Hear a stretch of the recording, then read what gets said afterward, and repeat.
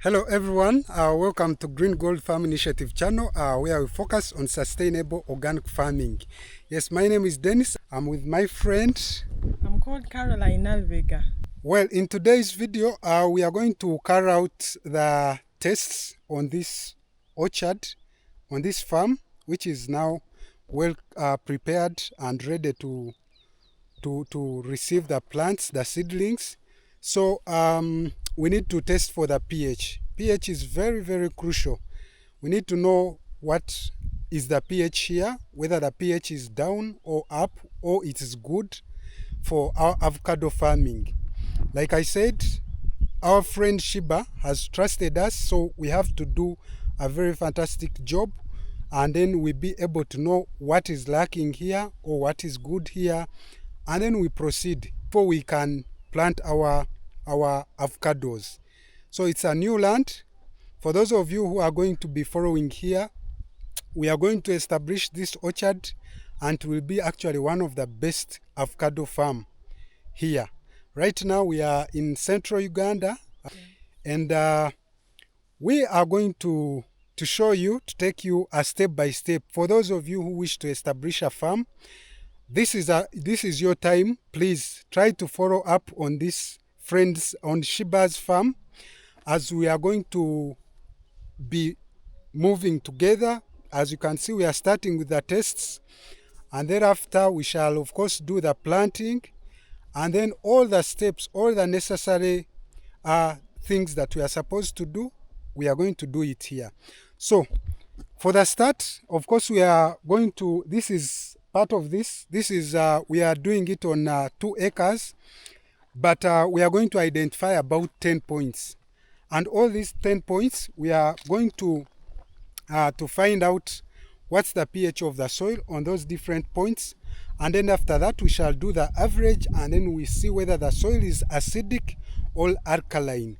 If we find it is acidic, of course we shall advise accordingly after, but for now let's first carry out the tests, and also we shall be coming back to tell you what the result is.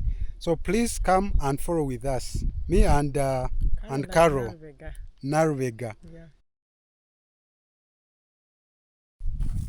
Okay, so this is our first point, and of course we are supposed to place this machine of ours, and we are going to see what's the pH here, what's the moisture content, and also that soil temperature. So all we are going to see what this first point of ours will be. She's going to help us and note that. Maybe you can write like this is our point A.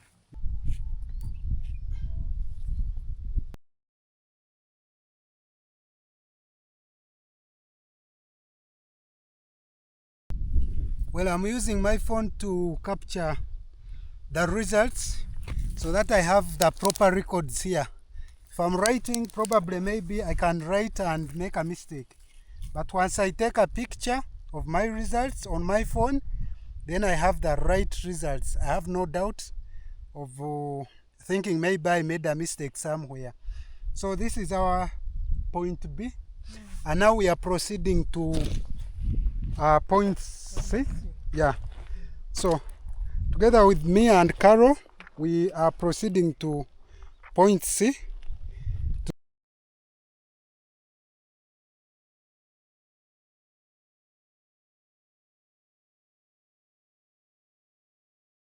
This is our 5th point. That is point E. So what I put here. And so we also want to see what's the results there. Maybe you can power it on. Thanks, Carol. Okay. Measure. Of course, after then you measure. Well, and then we wait for the results. Yeah. Sometimes you need to be patient. Yeah. Temperature is really high because maybe it is hot here, and also the ground is open. Doesn't have the vegetative cover, as you can see. So this makes the the ground or the soil lose water very fast. Yeah, so the temperatures are high, the moisture is down. So this is the reason probably why we are having high temperature and then the moisture being down.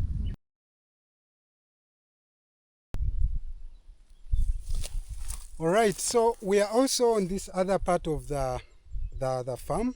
Though this place is not yet cultivated, so we are also going to pick and be able to understand the pH here, and then also of course the moisture content, then the temperature here. And here we hope that the temperature will be down because at least the land is covered with vegetation. There's a vegetative cover. And also for moisture, because of the vegetation, we hope that at least the moisture content will be high. The percentage will be high compared to the other part of the land where, it was just plain. Yeah, so we are starting with this point here. Follow with us. Okay, so this will be our 6th point. And maybe to get closer so that you'll be able to see what results we have here. We are going to power it on. Hope you are able to see. And then also now measure and see what this point has for us in terms of pH, moisture, and temperature. So I'm going to also take a picture so that I don't forget these results. Okay. So here the moisture is, it is true the moisture has gone up because of the cover.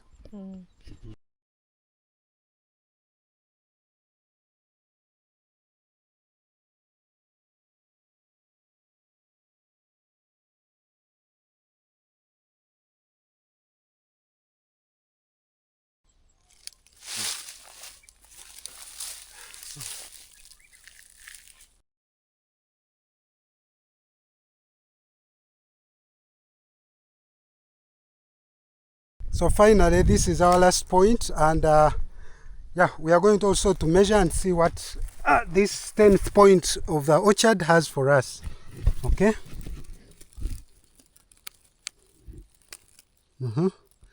After powering on, now we can measure and see what's the pH, what's the moisture, and what's the temperature.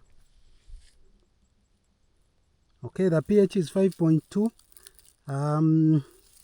Moisture is 71% and temperature is 36. Well, so for the pH of avocado, the best one or the optimum one, it is between 6 to 6.5. So once you get that, just maintain it because it is good. There your yields are expected to be high. Then of course, the root growth, the plant growth is always good. So if you get such results, which is between 6 to 6.5, then just maintain it by applying organic matter. And organic matter we are meaning like animal waste, let's say cow dung, goat droppings, and all those maybe let's say vegetative matter that is well decomposed. So if you apply that, then you're just maintaining your good pH of the soil. And then if you can't achieve that best optimal pH of 6 to 6.5, then but you find yourself you're between 5 to 7, that is also still okay for avocado. However, if you're around 5 there, it means you're a bit your soil is a bit acidic, though not too much. It becomes too acidic when you're below 5. So if it is 5 and 6 there, 5 to 6, it means it's a bit of acidic, 5 to 5.5. So what do? In that case, it means you need to apply lime. so that at least you raise the pH. You raise the pH. And so this lime is not the ordinary lime, it is the agricultural lime, which always contains calcium carbonate and magnesium carbonate. So those two components are good because they help to uh, to to to somehow uh, raise the to neutralize or reduce the acids in the soil, and then hence helping you to have a very stable kind of pH that is favorable for avocado farming and also other fruit growing. I understand most of the fruits also uh, have the similar, require the same kind of pH like avocado. So, and then of course for alkaline, that one normally it is between 7 and above. So if you get that 7 and above, it means your soil, it is alkaline. And as such, you might need to, what do you do? As such, you have to find some acidic kind of fertilizers, and there we are meaning of ammonium. We By that we apply now the ammonium sulfate. Then you can also apply urine or urea. That because it has a bit of acids. So once you put that, then it is able to a bit reduce the alkaline levels and balance your soil to an optimum kind of pH, which is good for plant growth. So in all, from our results that we've got here at Shiba's farm. Yes, so finally, here is our results. And this is what we managed to get from Shiba's farm. And definitely, you can see different points have different results. And as you can see, of course, now point B and point F have good pH. But what we are more interested is to see the average of the entire farm, and as such we managed to get 5.45.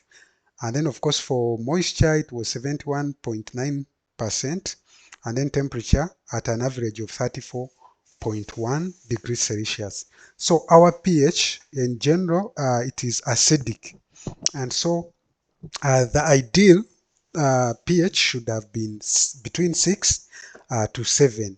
But now, if we find ourselves having acidic soils, that is not a problem. We can still, now that we know how to improve. So we've made some recommendations, of course, and on how best we can improve and correct the acidic soils. And as such, we are going to actually now apply dramatic lime, which is normally called, of course, it is our agricultural lime that contains calcium and also magnesium, that these two tend to reduce the acidic levels and also improve the soil fertility.